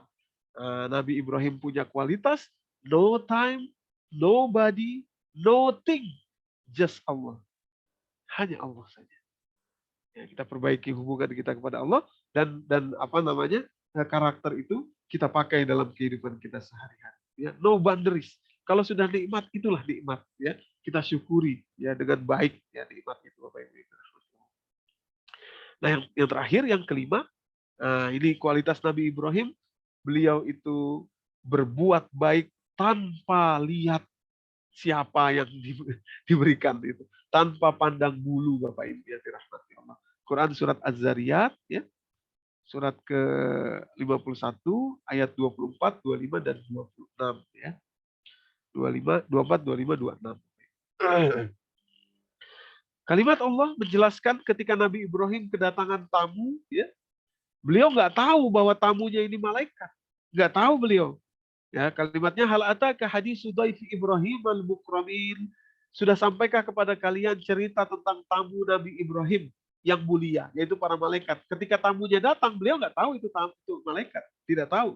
Ya, tapi beliau punya standar perlakuan kepada tamu. Ya, kalau tamu itu datang mengucapkan salam, maka beliau akan berikan yang terbaik, siapapun itu. Ya, izdakholu pada kalimat berikutnya, izdakholu alaihi faqalu salama. Ketika masuk kepada rumah Ibrahim dan mengucapkan salam, salamun alaikum. Oh, berarti orang beriman. Nah, gitu ya. Qala salamun qaumun munkarun, kata Nabi Ibrahim, saya menjawab salam, tapi saya nggak kenal siapa saudara ini. Nggak pernah saya lihat Anda ini. Ya, di sekitar ini. Nah, perhatikan Bapak Ibu yang dirahmati Allah, bagaimana Nabi Ibrahim menjamu tamunya ini. Farogo ila ahlihi faja'a bi'ijlin samin. Kemudian langsung Nabi Ibrahim pergi ke keluarganya, maksudnya kepada istrinya mungkin, atau kepada mungkin pembantunya dan lain sebagainya ya. Faja'a bi'ijlin samin, dan balik membawa daging anak sapi yang ini khusus Allah sebutkan ijlin samin, yang gemuk, yang enak, yang paling baik, beliau suguhkan kepada tamunya itu, walaupun nggak kenal. Itulah kualitas Nabi Ibrahim. Ini simbol betul-betul kepada kita.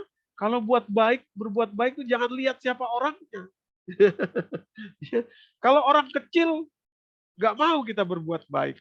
Kalau ada maunya, oh ini bos nih. Oh ini untuk proyek ini. Oh ini untuk bisa dapat akses ini. Oh ini untuk bisa kenal si Anu ini. Oh ini jaringannya luas ini. Wah, apa aja dikasih. Ya.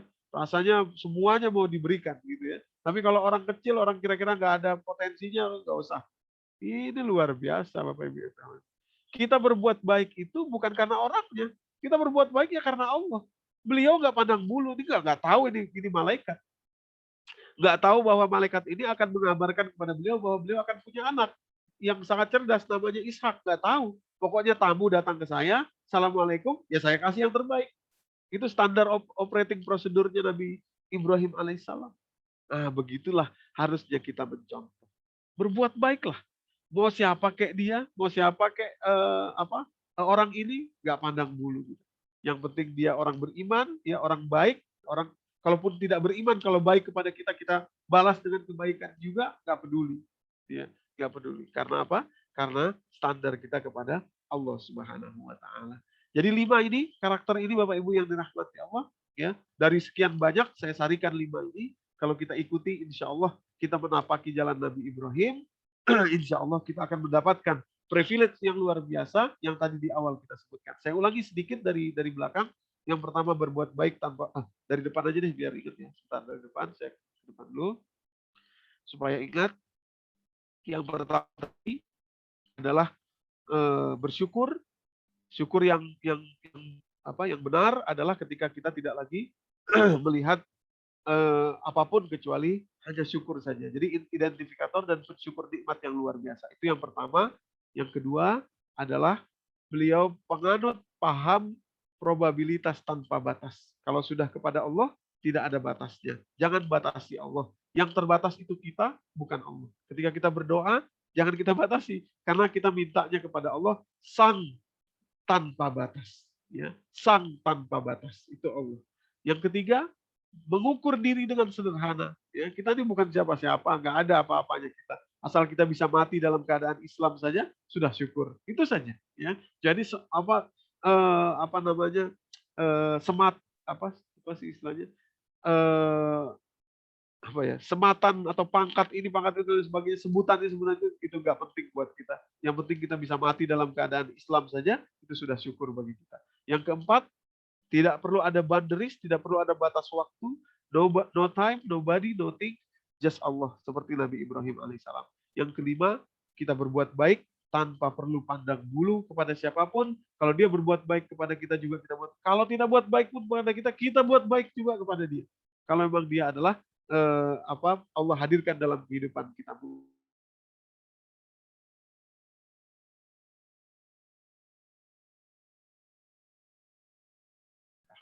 Inilah kualitas Nabi Ibrahim yang akan membawa kita kepada privilege keistimewaan yang Allah berikan juga kepada Nabi Ibrahim alaihissalam. Wallahu a'lam bishawab. Ini saja yang bisa kami sampaikan pada kesempatan pagi hari ini. Mudah-mudahan memberikan manfaat bagi kita semua.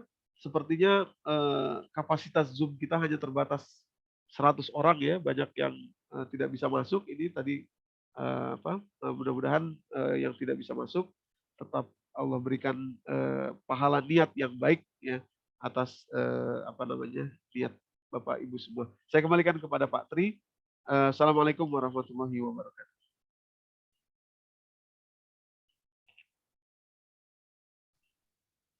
Terima kasih Pak Ustadz Doni atas paparannya yang sangat bermanfaat untuk kita semua. Barangkali di antara Bapak Ibu ada yang mau tanya, silakan. Ada di room chat Ustadz Doni satu orang. Silakan. Dari Pak Yuda Nugraha. Oh ya. Oke, kita bacakan dulu di chat room ya, Bapak Ibu, dari Pak Yuda Nugraha. Assalamualaikum. Jazakallah khairan atas ilmunya. Ustadz, jika kita menyadarkan ketidaksesuaian yang kita alami sebagai qadarullah, apakah ini telah sesuai? Maksudnya mungkin menyadarkan ya ketidaksesuaian yang kita alami sebagai qadarullah. Ya. Pak Yuda, saya berusaha menangkap maksud Bapak. Kira-kira kalau sesuatu umpamanya kita berharap A gitu ya, berharap dapat A, tahu-tahu dapat B. Kemudian kita katakan ini qadarullah. Mungkin maksud Bapak begitu kali ya. Kalau begitu memang segala sesuatu memang adalah qadarullah. Ya, apa yang kemudian terjadi kepada kita itu adalah qadarullah. Kalau kita terapkan surat ke-54 ya, silakan Bapak Ibu buka, ini juga salah satu rumus yang luar biasa yang bisa kita pakai dalam kehidupan kita sehari-hari untuk apa? Kita 53 maksud saya, An-Najm ya, surat 53. Ayat yang ke surat An-Najm ayat yang ke amlil insani ma tamanna 24. An-Najm surat ke-53 ya, juz yang ke-27 ayat yang ke-24. Kalimat Allah, Auzubillahi minasyaitonirrajim, amlil insani ma tamanna. Ya. Amlil insani ma tamanna, lanjut ke-25, falillahil akhiratu wal ula. Kalimat Allah, apakah manusia merasa semua yang dia pingin akan dia dapat? Tidak. Amlil insani matamanna, apa yang dia pikirkan, apa yang dia angan-angankan akan dapat? Tidak. Amlil insani matamanna, karena apa? Falillahil akhiratu wal ula. Karena milik Allah lah ya, dunia ini dan akhirat kelak. Jadi kita sudah berdoa, sudah mohon, sudah berusaha, nggak dapat seperti yang kita inginkan, itu wajar karena milik Allah lah semua itu. Ya. Tugas kita hanya bersyukur saja, ya, bersyukur saja dan melakukan lagi. Tadi Bapak Ibu, mobil khusus pada Pak Yuda, kita ikhtiar bukan untuk hasil, tapi untuk tasfiyah, sofa dan marwah. Ya, sofa dan marwah. Kira-kira begitu. Tapi ini Pak Ustadz, ini Ya. yang menggoda kita nih ya. Kadang-kadang kalau kita minta doa terus nggak dikabulkan, jadi ada rasa nggak ini apa namanya, Allah kok nggak sayang sama kita. Ya ini yang memang harus ngaji. Betul. Ya kan? Kalau Betul. minta sesuatu terus sampai kita menjelang akhir hayat kok nggak dikabulkan. Jadi ada ya ini setan mungkin nih, istilah setan. Allah tuh nggak suka loh sama kamu. Ini nih Ustaz. Betul. Saya yakin semua sama. Iya. Persis Pak. Ya, makanya itu kalau kita buka untuk lebih kuat lagi, kalau kita buka surat 89 Bapak Ibu ya, Pak Tri, Pak Yuda juga. Surat Al-Fajr ya, surat 89. Ayat 15, ayat 16. Itu statement Allah luar biasa. Jelas sekali. Fa'amal insan izama betalahu rabbuhu fa'akramahu wa na'amahu fayaqulu rabbi akraman. Manusia itu, kata Allah, kalau diberi ujian berupa yang baik-baik, kemuliaan, nikmat, gitu ya, kemudahan.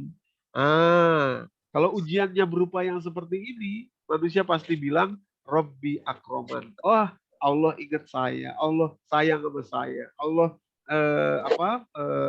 mengabulkan doa saya.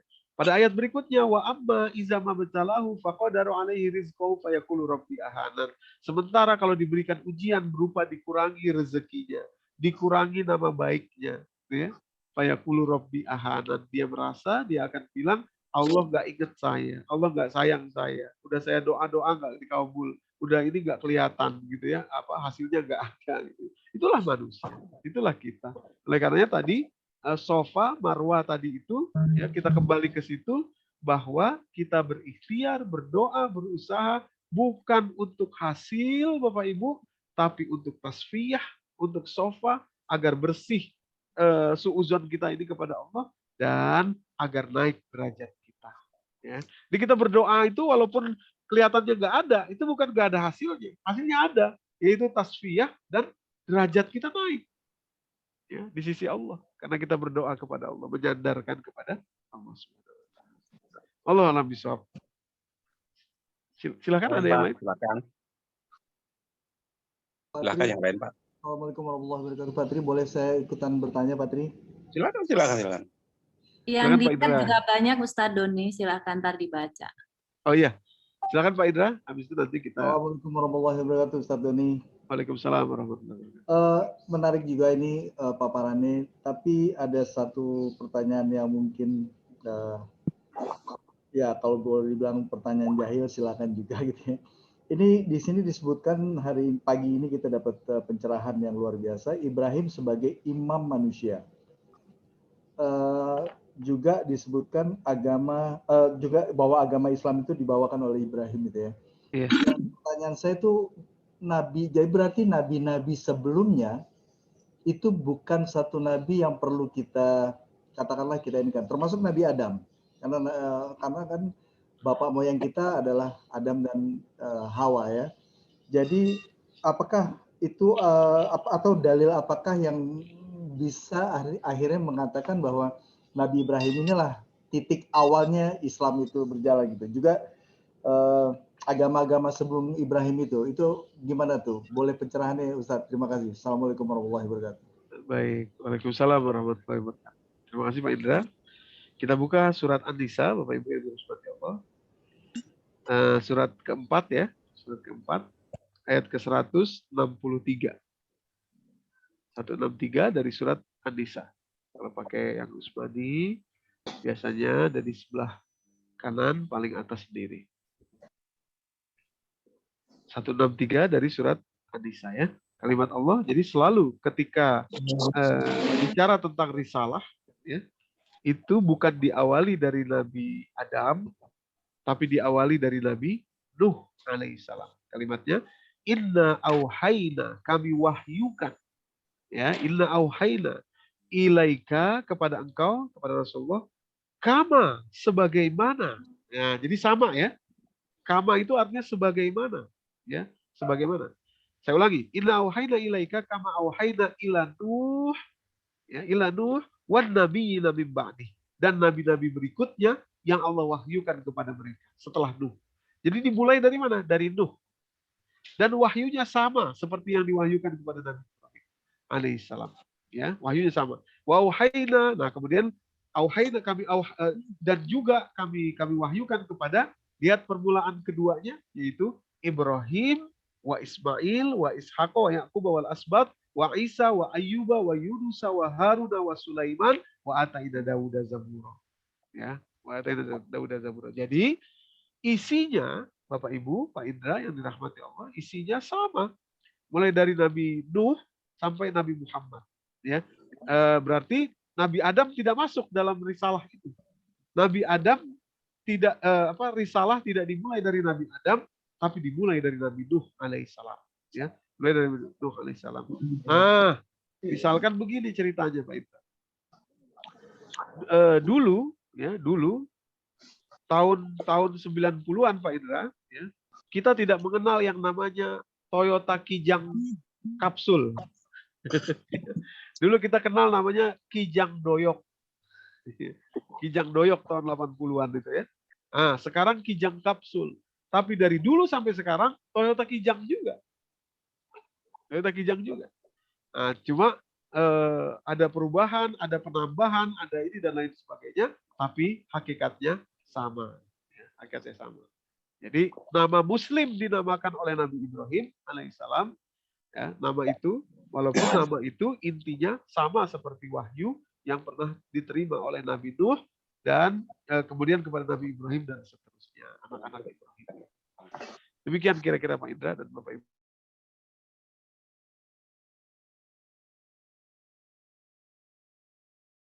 Chatroom berarti Pak Tri ya, banyak di Silakan. Ya. Tadi sudah sampai Pak Yuda ya. Sekarang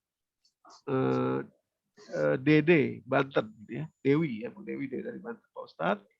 Untuk kita bisa seperti Nabi Ibrahim ini, langkah-langkah yang harus kita lakukan apa saja dengan kesadaran kita, mulai dari mana? Oke.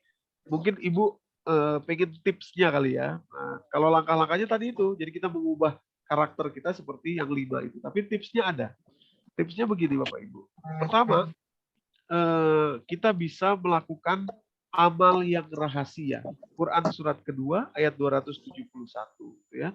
Amal yang rahasia.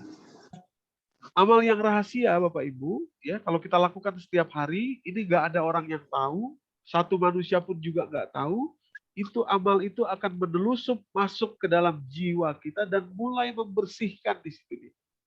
Rahasia. Kenapa? Karena rata-rata amal ibadah kita ini orang tahu semua. Ya kan?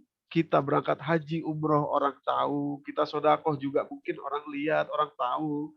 Kita ngaji seperti ini orang tahu. Kita sholat ke masjid orang tahu gitu ya. Kita sholat di rumah juga mungkin anak-anak kita tahu dan lain sebagainya. Ada manusia yang tahu.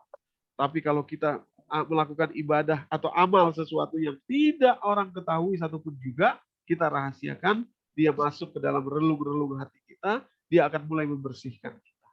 Ya, mulai membersihkan. Cari aja yang mudah, yang gampang, amal ibadah apapun itu yang orang lain tidak tahu, lakukan setiap hari. Nah, itu insya Allah tips yang bisa memudahkan ibu dan kita semua, ya, ibu yang bertanya ini dan kita semua untuk mencapai tadi karakter Nabi Ibrahim tadi. Baik. Kemudian kepada Pak Puryadi, ya. Terima kasih Ustadz. Selain istri Nabi Ibrahim yang diajak bicara oleh malaikat, apa ada? Apa maksud Bapak dalam seluruh Al-Quran, ya? Dalam seluruh isi Al-Quran ada, Pak. Beberapa itu kan malaikat menjelma dalam bentuk dalam bentuk manusia. Nanti juga ada malaikat yang turun dalam bentuk manusia ketika zaman Nabi Sulaiman, namanya Harut dan Marut, ya. Harut dan Marut itu malaikat yang turun di zaman Nabi Sulaiman, tapi kemudian difitnah sedemikian rupa sampai akhirnya dalam bahasa Indonesia saja sekarang kita tahu kalau ada sesuatu yang berantakan kita katakan carut marut. Itu sebetulnya diambil dari nama dua orang malaikat di zaman Nabi Sulaiman yang datang kepada Nabi Sulaiman dan bicara kepada masyarakat di zaman Nabi Sulaiman. Harut dan Marut. Kalau Bapak mau buka ayatnya, Quran surat kedua, surat Al-Baqarah, ya. Ayat yang ke 102, maksud 102 dan 103. Quran surat kedua 102 dan 103 mengenai Harut dan Marut, ya. Malaikat yang juga datang dalam bentuk manusia dan berbicara kepada Nabi Sulaiman serta masyarakat di zaman Nabi Sulaiman. Kemudian pertanyaan dari Ibu Isandawi atau Bapak, ya. Assalamualaikum Ustadz, apakah dengan menapaki atau mengikuti karakter Nabi Ibrahim, diri kita akan mendapatkan nilai-nilai yang ada dalam berhaji, yang pada akhirnya akan mendapatkan privilege keistimewaan dari Allah? Mohon penjelasannya. Betul sekali, Pak, ya, atau Ibu, ya. Haji dan umroh itu sebetulnya adalah termasuk Idul Adha kita, itu adalah tadi saya katakan di awal, reafirmasi, ya, reafirmasi terhadap karakter ini. Ya, terhadap karakter ini, mengafirmasi ulang, memasukkan ulang, mengiyakan ulang bahwa itu adalah langkah atau step yang kita ikuti, ya. Apalagi kalau kita berangkat ke sana umroh dan haji itu lebih-lebih lagi, ya. Langsung kita fokus belajar kepada hal tersebut, ya, hal tersebut. Demikian. Kemudian dari Bu Rahmawati, bagaimana menyikapi agar bisa teringat untuk terus bersyukur dalam keadaan apapun. Zikir apa yang harus diingat? Ya, tadi Bu, lakukan amal yang rahasia. Itu akan sedikit demi sedikit memperbaiki kita, ya. Akan menjadikan kita itu lebih lebih dekat dengan Allah, lebih sensitif, dan akan memudahkan kita mengingat yang seperti ini, ya. Lakukan amal yang rahasia, amal yang rahasia. Kemudian dari Ibu Lastri Febri, ya. Assalamualaikum, Ustadz, saya mau tanya bagaimana jika ada seorang anak profesi sebagai dokter, tapi punya ibu yang sedang kena COVID, tapi tidak mau merawat orang tuanya, karena takut dia sendiri kena COVID, sehingga tidak bisa dia menjalankan tugasnya sebagai dokter. Apa ini bentuk anak ini tidak berbakti kepada orang tua? Syukron. Baik, jadi saya terus terang tidak terlalu paham bagaimana penanganan dari COVID-19 ini, Bapak Ibu, tapi ketika ibu saya terkena COVID juga, memang sebaiknya yang menangani adalah dokter, ya, dokter. Artinya rumah sakit tentunya orang yang paham, kita kan nggak paham gitu, ya. Nah, begitu juga ibu, kalau ibu seorang dokter bertugas mungkin di rumah sakit tertentu, kalau ibu bisa, maka bawa saja atau cari cara supaya ibu yang terkena COVID ini dirawat di rumah sakit tempat ibu bertugas agar ibu bisa juga merawat beliau, gitu, ya, merawat beliau. Tentunya dengan standar-standar yang sudah ditetapkan, ya, yang sudah berlaku, gitu.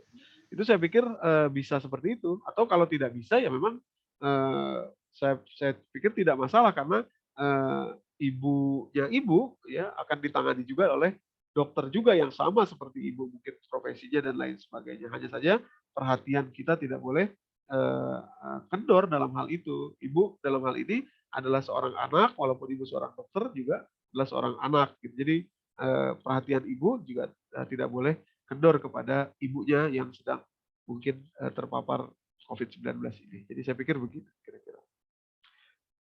Kemudian pertanyaan berikutnya dari PMB3 Al-Habib, Pak Agus Salim, Pak Agus ya, dari Al-Habib. Ustadz, mohon tips bagaimana menyeimbangkan antara logika dan ikhtiar, serta trust dan berpasrah diri kepada Allah. Oke, jadi sebetulnya memang tidak perlu seimbang, Pak Agus, tapi yang mana yang di depan, yang mana yang kita lakukan. Jadi semua itu harus kita lakukan. Ya. Kita ikhtiar tadi untuk mendapatkan tasfiyah dan marwah, bersihnya hati kita dan derajat yang naik. Kita serahkan kepada Allah, ya, dalam artian kita melakukan ikhtiar dan kita serahkan kepada Allah, gitu. Jadi maksud saya gini, kalau logika yang kita pakai, logika itu sebetulnya bukanlah satu pikiran yang bertentangan dengan takdir Allah, tidak. Itu bukan begitu makna dari logika, ya.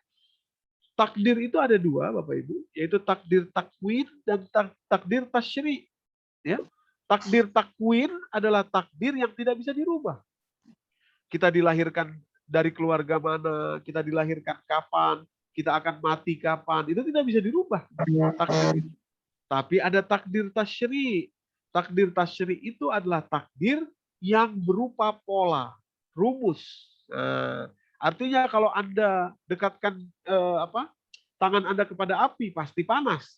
Kecuali kalau api itu diperintahkan Allah kepada takdir takwin tadi, dia berubah, bisa. Tapi selama tidak ada takwin yang berubah tadi, api itu selalu panas. Nah, kalau kita berusaha, bekerja, pasti ada hasilnya. Itu polanya begitu. Polanya begitu. Jadi pola itu yang mungkin Bapak sebut logika ini, Pak Agus, itu juga adalah bagian dari takdir Allah. Bagian dari takdir Allah juga. Tapi takdir yang tasyri, gitu ya. Jadi mungkin kita sering bilang ya, ada satu etnis tertentu yang kok mereka kaya gitu ya. Mereka dikaya. Ya mereka kerja, mereka rajin gitu ya. Itu kan takdir Allah, takdir tasyri. Kalau Anda mau seperti itu ya rajin juga bekerja. Rajin juga berbuat, rajin juga berusaha, rajin juga menganalisis dan lain sebagainya. Jualan dan lain sebagainya gitu. Sesederhana itu juga bagian dari takdir Allah Subhanahu wa taala. Takdir yang berupa rumus dan pola-pola dalam kehidupan kita. Jadi itu pun termasuk takdir. Nah, jadi menyerahkan takdir kepada Allah itu bukan berarti takdir takwin, tapi juga takdir tasyri tadinya. Baik, pertanyaan selanjutnya dari Pak Warman ya. Bukan dari Pak. Oh ya betul, Pak Warman. Pak Warman, Uda Warman ini ya. Assalamualaikum Pak Ustadz, bagaimana menurut Pak Ustadz ungkapan bahwa Yahudi, Kristen, dan Islam dikelompokkan sebagai agama Ibrahim? Betul sekali, ya itu memang warisan dari Nabi Ibrahim alaihissalam. Ya cuma Kristen yang seperti apa dan Yahudi yang seperti apa? Ya jadi ketika itu ya semua itu sebetulnya namanya Islam, Pak Warman, ya. Namanya Islam. Cuma diturunkan kepada Nabi Yakub yang memiliki anak, salah satunya adalah Yahuda. Dari situ kita tahu nama Yahudi. Diturunkan kepada Nabi Isa, ya, yang kemudian kita kenal sebagai istilahnya Kristian, ya, Christianity atau Kristen. Nah, kalau kita buka surat Ali Imran, ya, sebagai tambahan khasanah ilmu kita, surat ketiga, Bapak Ibu. Ya, surat ketiga Ali Imran ayat yang kita buka surat ketiga ayat yang ke-67 ya, 67. Surat ketiga Ali Imran ayat 67. Surat Ali Imran ayat 67, kalimat Allah di situ, auzubillahi minasyaitonirrajim. Makana Ibrahimu Yahudiyyan wala Nasraniyyan walakin kana hanifan muslima wa ma kana minal musyrikin. Ibrahim itu bukan orang Yahudi, bukan orang Nasrani. Ya. Dalam artian Nasrani dan Yahudi yang hidup zaman Nabi Muhammad sampai sekarang. Beliau itu bukan orang Yahudi Nasrani itu, bukan. Ya. Tapi kana hanifan muslimah. Tapi beliau itu adalah seorang Muslim, ya, Islam, Muslim yang lurus, Muslim yang lurus.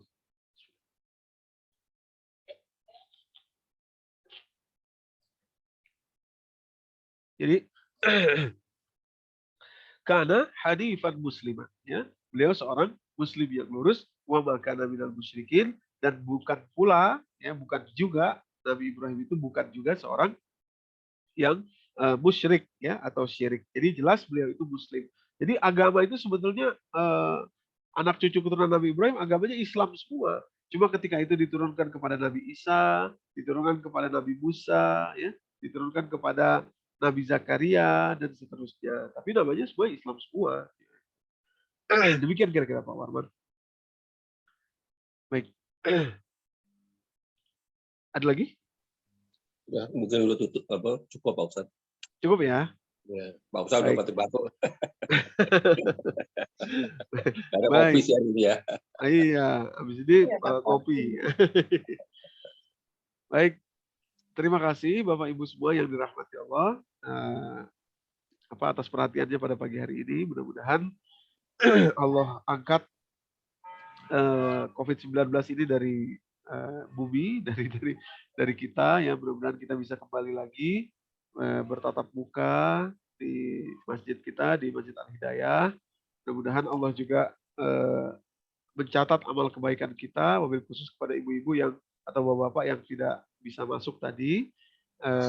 Mudah-mudahan Allah berikan pahala sebagaimana yang ikut, ya, yang masuk dan ikut. Ini saja mungkin yang bisa kami sampaikan. Kita tutup dengan doa kafaratul majlis, ya.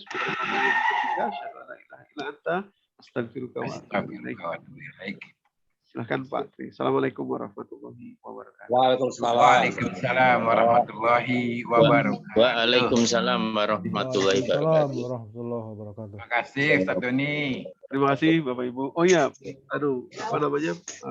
Pak Tri dan Bu Endah, mungkin kalau mau pakai akun Zoom yang kami punya, akun Zoom MMQ itu bisa 300 orang, Pak Tri dan Bu Endah. Insya Allah ini silahkan dipakai. Iya, salah langsung 2 kali aja.